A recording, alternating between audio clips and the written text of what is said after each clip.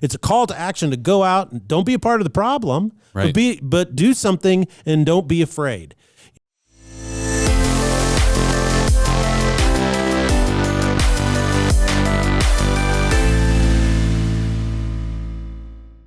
Ladies and gentlemen, welcome to the Salty Pastor Podcast, a podcast dedicated to helping you navigate this life with strength, courage, and confidence. You need more of these qualities, not less of them. The real question is, where do these three qualities come from? They come from your faith. This is why we do the Salty Pastor, to help you know what you believe and why you believe it, because only when your faith is strong and you know what's really going on, can you see your strength, courage, and confidence grow. My name is Jesse Mayer. I will be your host, and we cannot do the Salty Pastor Podcast without the Salty Pastor himself, Dr. Douglas Peake. Thank you, Jesse. You're awesome. Well said. Yeah, everything comes from our faith, and our goal is to help you grow your faith. And the way you grow your faith is you know what you believe, why you believe it.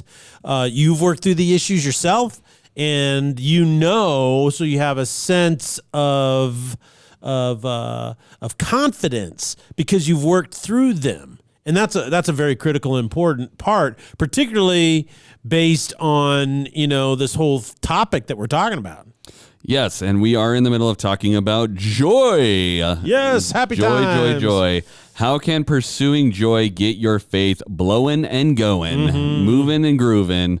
There's probably some other words that splishing and a splashing, but it seems to me that everyone's pretty unhappy these days. Not a lot of joy going around in the world.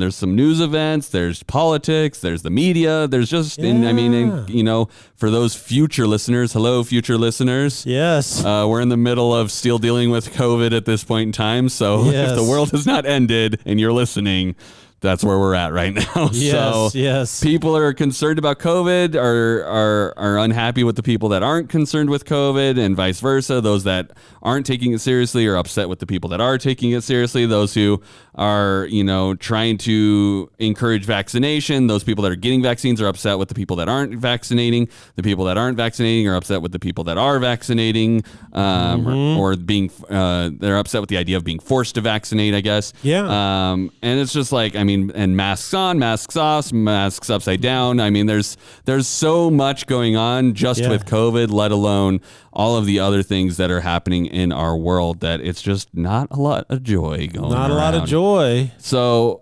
when you think about each issue, you kind of have two sides. Yes. As I kind of was demonstrating in that analogy. My question is this: why is everything such a conflict? Why does it have to be two sides? Why does it have to be my side's right, your side's wrong? Why are we so polarized about politics, COVID? What color underwear you're wearing? Why does it matter, and why are so many people unhappy about it? Well, it's really interesting because one of the things that all of the priests and prophets of culture, the downstream, are all saying, well, it's social media, or it's this, or it's that. But in reality, I think it's really important to understand. I really want to challenge everybody to think about something that maybe you haven't thought about before. And that is what we're here for. And that is this, is that are you completely aware of how Satan propagates evil? You see, Satan is evil. He propagates evil. He's antithetical to what God stands for. So he propagates evil. And on one level, Satan is always considered the great tempter, the angel on one shoulder and Satan, the devil, the little red guy, on the other shoulder. But what he does is that this is true, and what he does is he's kind of tempting you to violate your own conscience, right? Okay. Well, but what we see here is that we see people, according to their conscience, are really convinced that they're right and the other side is wrong, and so what happens is what they're doing is what Satan is doing is that he is propagating evil not through tempting people to violate their conscience, but by sowing chaos. See, that's what he does. That's the primary way in which he spreads evil, is by sowing chaos. So not just tempting you to, Correct. murder your best friend or something. Right. That's not always the way. Most of the time you're saying, and this is what's leading to a lot of our unhappiness, is he's sowing chaos among Christian relationships, non-Christian relationships. Yeah. societies and society nations as a whole and everything, and causing people to basically polarize and then yes, balkanization, meaning polarized. People go back into their own tribes, their own groups, always causes unhappiness in a society. They always do. Personally, it works kind of like this. Satan is going to tempt you to violate your conscience. Now, if you've been following Jesus, then the Holy Spirit has been modifying and changing your conscience, right? By the change of your values. This is the process of repentance that we talked about last week.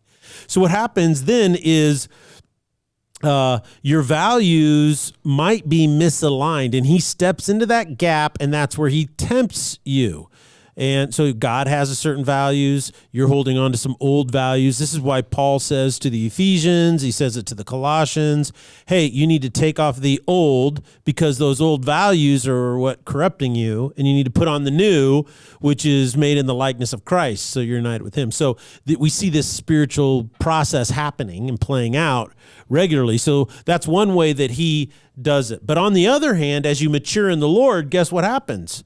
Your values get more and more aligned, right? You become more mature in your faith. Stuff that tempted you 20 years ago doesn't tempt you as much today. And so what does he do is he sows chaos in your life, because tempting you to go against your conscience is not as effective anymore. There's an old story between Pastor Harv and I, and it's a big joke. And Harv has told this thing for 30-some years. But when we were in college, he was dating Shadley, right? Mm-hmm. And so we went back to speak at a conference. I was speaking at a conference, and he wanted to go to see Shadley over a winter break because she was from Rangeley, and this was in Steamboat Springs, Colorado. So we went back. I was speaking at that conference, and one night, Shadley and Harv and I walked down into Steamboat just, to kind of little sightsee and hang out in the town there. And I mean, we were in college then, so we were young 20s. And so we walk into this ice cream store, right, to get some ice cream or yogurt or something like that. And so Harv, is always very gregarious and engages with people. There's not a stranger he's met. They're all future friends. And what happens is he's talking, and he looks at me and he starts going, hey, Peake, man, Peake. That girl's really cute. You got to lock her out. You got to ask her out, You need a date, Peake. You need to get a date. And so I turn around, I look at him, and I said, man, I don't need that aggravation. so he's like that. I said, okay, so as you mature in the Lord, what happens? You don't need that aggravation anymore. So you kind of just get away. So what does he do? He sows chaos in your life.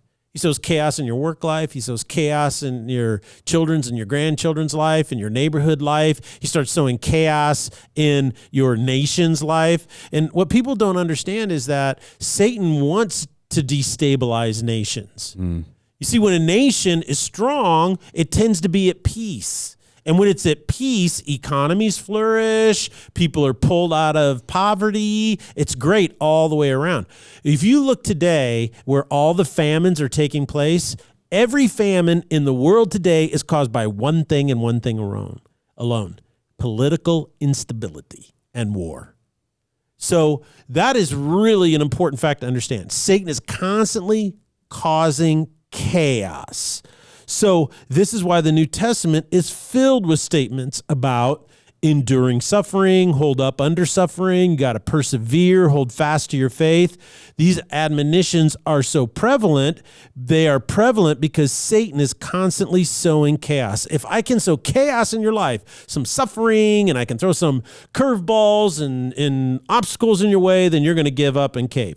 Well, the only antidote for chaos is not giving up or throwing in the towel. The only antidote for chaos is order.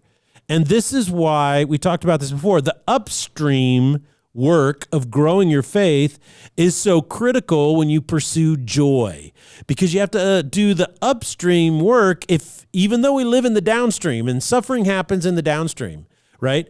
But depression and anxiety happen in the downstream. Struggles, discouragement, despair happen in the downstream. So if you want to change the downstream, like we talked about before, Right. you've got to focus on the upstream work of growing your faith. So, I mean, really the difference comes down to Satan is all about chaos and evil. Yes. Specifically chaos. And Jesus kind of brings order, right? Like it's kind of these two sides of how you want your life to be handled and what's influencing your life. Jesus is bringing order. He's telling you your life matters, that you have steps that you should be taking, things of this nature. He brings peace. Right? Yeah, peace is the opposite of chaos. And so he's sowing that while Satan's trying to create chaos, pit people against each other, things of this nature. So let's talk a little bit more about the upstream focus of the church. We live in the downstream, so we tend to think about it a lot. It's our daily life. And that's kind of where we think joy is supposed to come from. But really, if we're working upstream, if the church is working upstream, then that trickles down, right? Yes. So talk to me a little bit about the upstream work of the church and how that affects joy. Well, in the same way that when you pursue your faith, we talked about this on Tuesday, this is the key to unlocking joy in your life. So the more you're at peace with God, right, then the more you are at peace with yourself. And that is the fertile soil of joy. I mean, it just sprouts and grows like crazy weeds. The weed joys all throughout your life. But when you look back throughout history, and this is why the upstream work of the church is so important, every great progression, let's just take historically America, right? Every great progression or advancement forward in the life of the United States of America started with what is commonly called a great awakening. It was a great spiritual awakening. Case in point, the American Revolution and the establishment of the most free nation in the world was preceded by the First Great Awakening between 1730 and 1750, or 1720 to 1750. There was this massive Great Awakening happening. So, and then what does that lead to? Well, then it led to the establishment of the United States of America and the Constitution, which is an incredible document, which, by the way, most people don't even know what the Constitution says or how it says it. Right. So we're actually going to start a Constitution class for people. If you just want to know what the Constitution says and why it says what it says. And that's starting in September, I think. Is it really? I don't know. Well, that's awesome. We'll get some more information about it. More information on that, but I think it's really exciting to see that coming up. Now, if you look at the fight to end slavery, you know, the Civil War ended in 1865. So what happened prior to that? It's commonly known as the Second Great Awakening. It was between the 1830s and the 1845, 1850. You look at women's suffrage, meaning giving women the right to vote. The end of monopolies. You know, when monopolies had, because there were corporate monopolies, yeah. Not the board game. And they were very abusive to labor people. And so the breaking of monopolies, unfair trade practices, you know, how you could go in and you would cheat your opponent. These monopolies would go in and they would actually charge a price for something cheaper than what it cost them to make it, just to drive their competition out of business. Workers' rights. You look at that. You look at the child labor movement. Like, let's quit putting kids in these textile factories. They should go to school and maybe have opportunity, have an education so that maybe they could have a better life. Well, all of these things are really awesome. We look at that and we go, wow, that's really cool. But what happened right before that? It's called the Third Great Awakening. You see, every one of these really great social things that we talk about in history class all day long, no one has ever taught or learned that what preceded it was a massive spiritual awakening. And because of this idiotic notion of separation of church and state means that we have to eliminate religion and Christianity from everything we ever talk about because we can have a secular state, meaning that it's benign and has no influence of religion. Well, secularism has had its run, and we have come to the conclusion it sucks.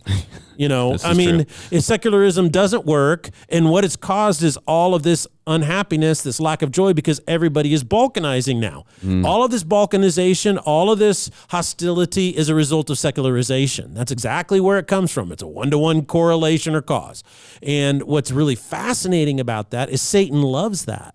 See, you see, Satan doesn't have an alternative empire that he wants to set up that he think will bring peace and happiness to people. Right. That's not what he's doing. What he wants is he wants total chaos so that everybody's killing everybody. I mean, he is literally the zombie apocalypse. I think a great example as you're talking about this, it really reminds me of The Dark Knight, the Christopher Nolan movie with the Joker and Batman in it. Oh, okay. And the Joker, his key throughout that whole thing is literally to sow chaos. It's not that he wants to set up a new gang, because he goes and meets with gangs, and he kind of just sows chaos within it. He's like, hey, we should just kill the Batman. And they're like, well, why? What, we could take over this thing. He's like, no, I just think it'd be fun. And he's like, he just wants chaos. Yeah. He's setting bombs on ferries, and he's like, I don't care whether they kill each other or not. I just want to prove that they might or they won't. And it's just like, that's the kind of vibe Satan has too. It's like, it's not that he's wanting to take over. It's that he wants to watch the world burn, basically. Right. That's all. Satan wants to watch it burn. Yeah. And still, there's a scene in there, when they're on the ferries and they were the bomb, and then there was these people, there are all these prisoners. Right. And I can't remember the structure of it. Basically, it's like if you guys blow these people up or whatever, and they have a trigger, then you'll live. And this gigantic prisoner, big, posing. Looks like he's about to take out. He walks over there and he grabs the trigger, and then he walks out and over and throws it out the window. Right. So he chooses order. Yeah. He chooses order. Yeah, which is really interesting movie. Because what that shows to me is that you see that's what the redemptive power of Christ is. Is you have these prisoners that supposedly are going to be in opposition to these civilians, and they do show that. They do show the non-prisoners on the other ferry.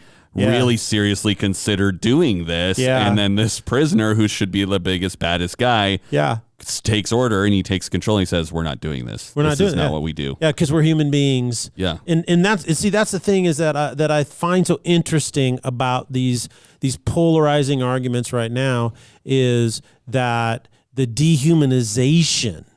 I think it's fine to disagree, but like I said before, I know people that have gotten the vaccine. I believe the vaccine is a modern day medical miracle, but I don't have any problem with somebody who doesn't have the vaccine and their choice not to get it. I think, you support them getting it or not getting it because it's their choice. It's their choice. And what's really fascinating is Carnegie Mellon, and many people may not be aware of Carnegie Mellon, but it is the leading research university in the United States of America. It's just hardcore research. They did research on this, and they found that the group of people that are the least vaccinated are PhDs. So it's not an issue of IQ, big brain, little brain.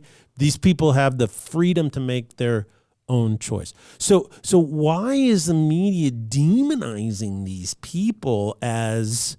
and all of our problems are their fault. Yes. I know this sounds crazy. You're not supposed to make these connections and stuff like that, but it sounds so circa 1929 and 30 in Germany that all of our problems is this group of people. Right. And I'm just and it's not one side or the other that's innocent of this. Both sides are going, well, if so-and-so would just if this group would stop doing this, then my life would be better. And so it's like, it really is. It's pivoting people against it, and they're no longer hearing each other. It's just them screaming at each other and turning people into non-humans anymore. Yeah, and see, it's dehumanizing, and that's the thing about the movie that you brought up that I thought, the person who should be willing to dehumanize people the most, the criminal, because he's dehumanized people in the past by committing crimes against them. Right. So when you commit a crime against somebody, you're dehumanizing them. Right. Right? And he's the one that humanizes everybody in that moment, you know? And so I think that these are really important things because chaos, and that's what I'm trying to get people to realize, that's an upstream issue. See, evil flows out of chaos, and the upstream issue is Satan wants to sow as much chaos as he can. And this is why I believe the role of the church has a significant role to play in what's going on. So, I mean, before I took us on a tangent on great movies of, love the movies. Modern times, we were talking about Great Awakenings, basically, and how some of the best and biggest social movements and changes happened based on these great awakenings happening throughout the church. And so it's really fascinating to have those correlations. And I wonder kind of where the next generation is going to find the next great awakening, where the next spiritual awakening, and what it might do. Maybe it reforms universities or media or the world. I mean, it could be anything, but I think it's definitely going to be big, whatever it is. I think we're about due, based on the amount of time that's kind of passed between each of these different awakenings that you talked about in the past. It feels like, if history has any example, we're headed towards one. It's just going to be, what's it going to present as, and what social change will happen as a result of it. So. Yeah, well, society right now is going off the rails. Change has been accelerated. There's wars that are going on, instability, and we'll either have a great spiritual awakening and then a bright future in America, because the spiritual awakening is upstream, and then the downstream of that will be a great future of America. There's no such thing as a perfect country. There's always going to be people that live in America that hate America. There's always going to be people in America that want to tear down all of its institutions. There's groups of people, like we've talked about, that use neo-Marxist ideology, that what they want to do is they want to rip everything out by root and stem. Basically, they want to destroy the Constitution. They want to destroy free market economics. They want to do all these things that our judicial system being fair and equal. Is our judicial system always fair and equal? No, it's not. But that's an impossibility. You can't compare it with a utopia. Ultimately, humans are the ones making the decision, so it's going to have issues. And the problem isn't the other guy; the problem's you. And that's what Jesus says: is we have to always start with the own sin of our own heart. Is that because that's what causes us to dehumanize others? But these groups of people want to tear these things down, or you say that's a great idea until what's the alternative?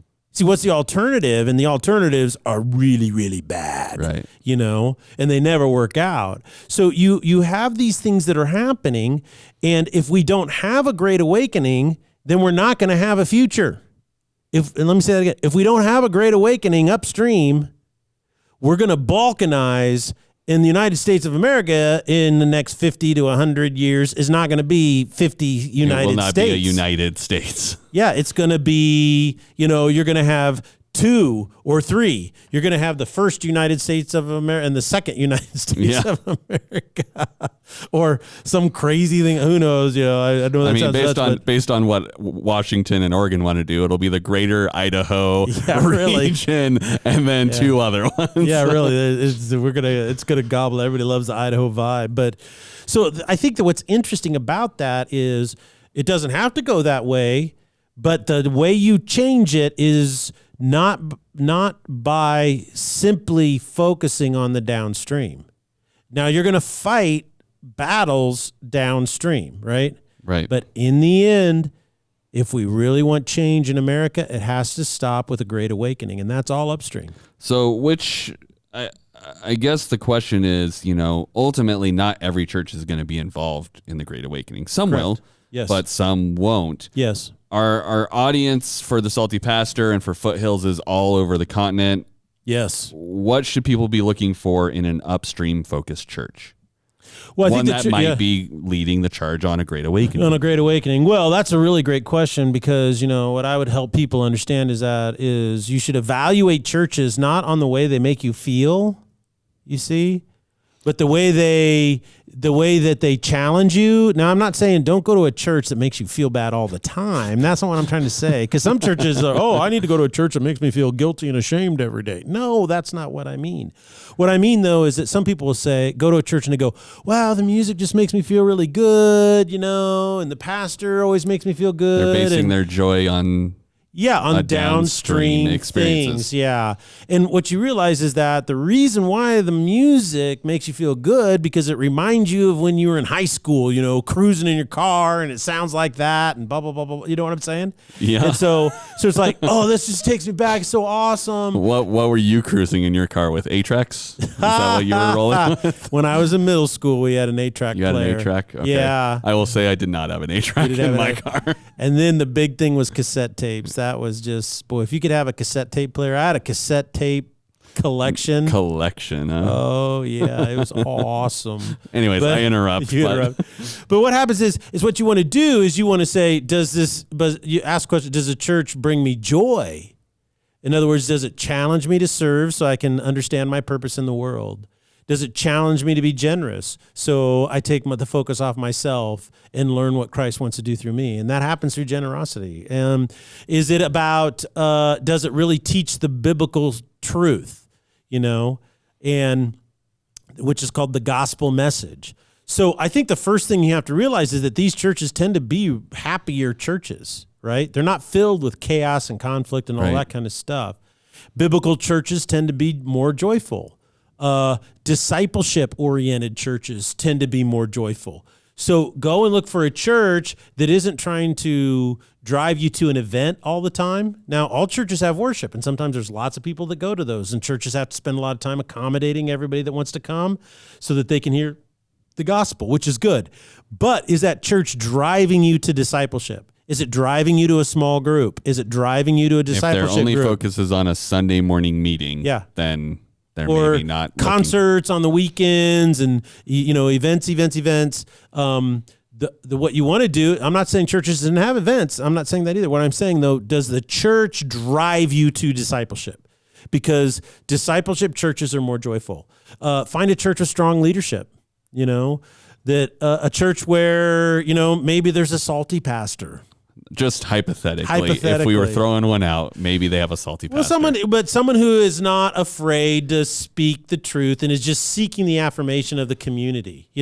A perfect example of this is when COVID was when we started locking down, is KTVB kept calling me to do interviews, right? KTVB is a Boise TV station. It's a TV station. For those listeners who are not in Boise, yes. And so they would always juxtapose me. In other words, they would interview me, and then they would go interview another pastor from here in town who is a progressive pastor. Super progressive, right? Right. And then they would juxtapose our statements. You know what I'm saying? And of course, his statement was, well, we love everybody and we love and all we do is love. And so we're going to shut down and we're not going to do anything and we're not going to, so it was like that. And then they would juxtapose me and say, well, we don't want to be a part of the problem, but we're also going to be a solution. And we're going to keep preaching and we're going to keep discipling. And if we have to go visit people who have COVID or take them groceries, we're going to do that. We're going to ramp up our food pantry, which we did. We're going to do this. We're going to do that. We're going to do all these kinds of things. And they're like, well, you're not shutting down as a church? I go, no, this is a call to action for the church. It's a call to action to go out and don't be a part of the problem, but do something and don't be afraid. I think the best attitude of all of this has been from my stepfather. He just turned 92. He's 92 years old. He's an avid listener of the Salty Pastor. Yeah, I'm just so impressed with Howard, my stepfather, because he was like, look, I'm 90 years old. If it was my time to go before or something would have got me, I'm not going to be, dangerous or anything. He wasn't cavalier about it, but he goes, I'm not going to stop living life. And I think that was interesting. So find churches where people are not afraid, the leadership is not afraid to be the church, even in the most difficult circumstances.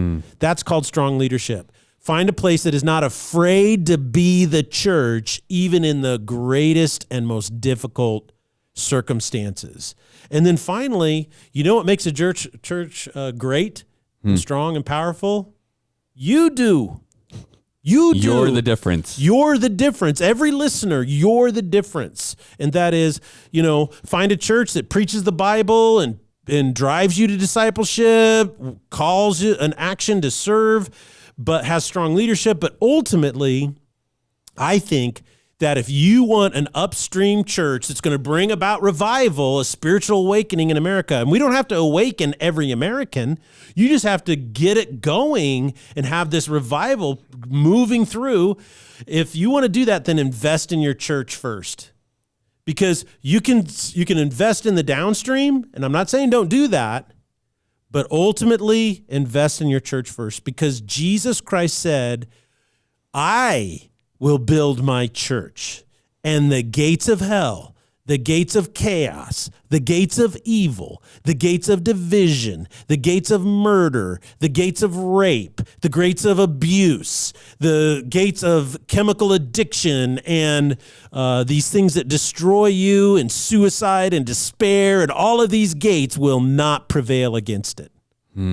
That is the kind of church we need to have if we want to see America have a future. So as we kind of wrap up, we've got a couple minutes left. What do you think about churches getting involved in social justice movements? We've talked about this a couple times, but for some newer listeners, or just to reiterate, I mean, I've been reading critical race theory. People are starting to talk about it. They must have been listening to the Salty Pastor, because you've been talking about it for a while, but the rest of the country is caught on, and the great debate is raging, and some churches are jumping on the wagon, some are not getting involved, and some are opposed. It's kind of a all over the place. What is your thoughts about churches being involved for or against around social justice movements? Well, when you study the history of the church globally, over 2,000 years, you discover that there are many times when the church became downstream focused in their efforts. Now, what's interesting about that is that the church is so interesting because, is that faith is an upstream thing, even at a personal level, right? Right. It's like, okay, I'm going to get up. I'm going to work on my faith, my relationship with God. I'm going to walk in what Jesus is calling me. I'm going to realign my values with his values, right? Well, then you go out and you go to work, and you work with a boss or a manager or an employee who it's just like, man, I just want to pummel that person. It's like, okay. So now you got to take your upstream work and apply it in the downstream. Right. And so you're like, okay, maybe what I need to do with these people is doing nothing is not an option, right? Because their behavior is bad and you shouldn't tolerate that. But on the other hand, overreacting and being abusive is not the right thing. Maybe I need to adopt Joseph Grenny's, I need to have some crucial conversations here and see where this is going to go forward. Right. And so, wow, what a great way that we can resolve differences and we can not be divided. I don't have to dehumanize that person. I can still treat them like a human being. I can have a crucial conversation with them, but at the same time say, yeah, we don't tolerate that. I'm not going to tolerate it. It's not going to be in my life. Shouldn't be in yours either. So that's the upstream work flowing into downstream. So churches are the same thing. We're up here. We're called to what? Preach the gospel of Jesus Christ. First and foremost, we are to go and make disciples of all nations. The very command of Jesus Christ in Matthew chapter 28. That's all of our upstream work. But then downstream it says, well, if you have a brother in need and you say, go be warm and filled, but you do nothing to meet their need, then how does the love of God dwell in you? So the upstream work is the love of God, right? Yep. But if it doesn't translate into downstream activity, so what happens is that if you become a social justice movement church, the problem you're going to have over and over again is just putting all of your energy in the downstream. You see, there's a spiritual principle here is nothing in the downstream can change unless the upstream changes first. So the more you focus on upstream, right, then it will flow to the downstream. But see, the converse of that is true, because you'll have these churches that know everything about the Bible, right? They know everything about how they're supposed to live. They know everything about evangelizing the lost, but they won't share their faith with anybody. They know that they're supposed to feed the poor and bind up the brokenhearted and visit those in prison and heal the sick, but they never do that. They go and they talk about how they know how to do that. Right. So the converse is true on either side. And the thing is, what makes a church powerful is that if it first understands the wellspring of life is to preach the gospel of Jesus and be his witnesses, right? And then it's got to flow. You see, social justice churches stop the upstream and focus only on the downstream. So the solutions they come up with are in direct contradiction to the gospel of Jesus Christ. See, that's a salty thing to say, but that's what happens is like when you want to adopt communism as a part of Christianity, you are violating the gospel of Jesus Christ, because what you're doing is you're saying is that the collective should own the labor of individual. That's called slavery. You don't own your own labor. You are not a sovereign individual anymore. The state owns you. It can tell you what to think. It can tell you what to eat, what your job, everything. That's called slavery. And so it's evil. And so that's what these downstream churches are doing. And I'd be so bold as to say that they've lost their way. And this is what the Apostle John wrote in the book of Revelation towards the end times. And he speaks to church and he says, I have this against you. You have lost your first what? Love. Yeah, you've lost your first love. He said, you better restore, otherwise I will come and remove your lampstand. In other words, I will remove my favor over you and no longer be considered my church. My church will prevail against all of these things. Right. And so I really want to encourage people to invest in their churches upstream.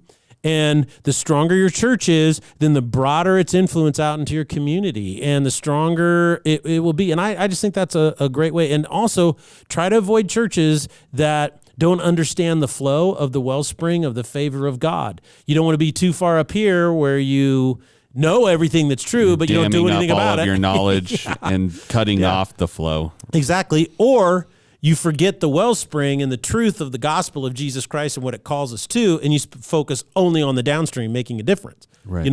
Right here in the downstream. So find a church that understands the gospel, preaches the gospel, that's called to discipleship, honoring God above all else, but also is active in the downstream.